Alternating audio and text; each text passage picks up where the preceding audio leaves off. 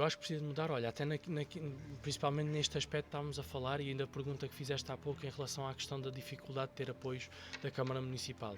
Tem que mudar ao nível da organização, tem que mudar ao nível da resposta aos munícipes, ao nível da celeridade dos processos.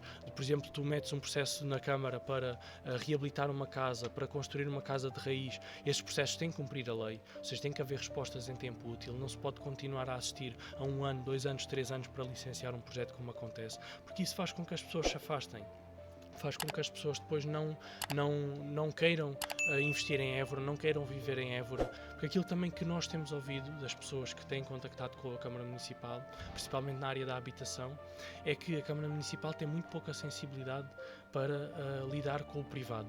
E lidar com o privado não é só lidar com as empresas, mas é lidar com os proprietários, com os eburenses no seu global. Tem muita dificuldade e há muitas pessoas, e há pessoas no centro histórico e fregueses meus que eu vou fazendo visitas regulares de situações que me são identificadas e as pessoas pedem que eu vá à casa das pessoas perceber qual é a situação em que as pessoas vivem, e eu vou com muito agrado, até porque inicialmente as pessoas que pediam para reunir comigo na junta de freguesia, eu pedi para ir à casa das pessoas para perceber, quando as pessoas não estão a falar de um problema de uma infiltração numa cobertura, é preciso ver no sítio, não é? As condições que as pessoas têm ou a falta de condições. E essas pessoas dizerem que receberam uma equipa da Câmara Municipal em casa por causa da possibilidade ou não de terem algum apoio do ponto de vista social, e que as pessoas da Câmara Municipal foram muito indelicadas com elas, de facto é preocupante. Isto é mesmo muito preocupante, e isto de facto não é assim que se resolve um problema. E por isso é preciso haver compromisso político, e é por isso que Évora tem que mudar.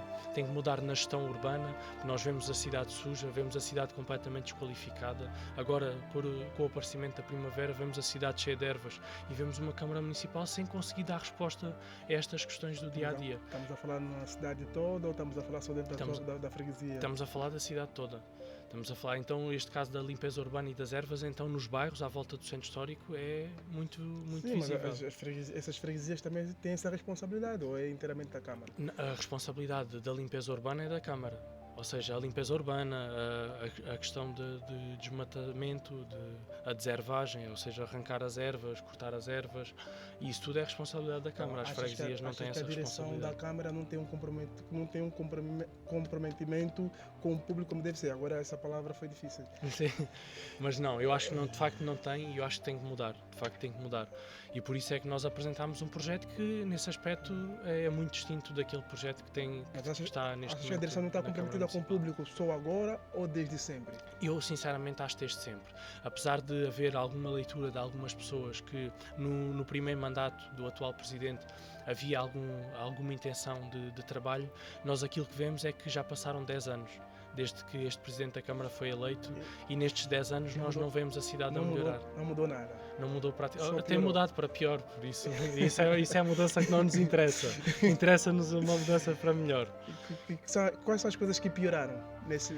Eu acho que piorou a limpeza urbana, piorou a resposta da Câmara a nível de processos urbanísticos, a nível das respostas, por exemplo, ao associativismo. As associações têm muita dificuldade em lidar com a Câmara e em receber apoios. Por exemplo, as associações juvenis em 2022 não receberam qualquer tipo de apoio, porque a Câmara Municipal andou atrapalhada em processos que só fizeram com que os prazos fossem sempre arrastando, e que se chegasse ao fim do ano 2022 sem as associações juvenis receberem apoios da Câmara Municipal.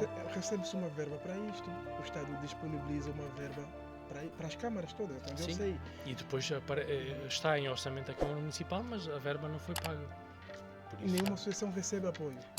Nenhuma associação juvenil no ano 2022 recebeu apoio, porque as verbas não foram transferidas, porque a Câmara Municipal esteve sempre... Não foram transferidas ou o dinheiro foi para o outro lado?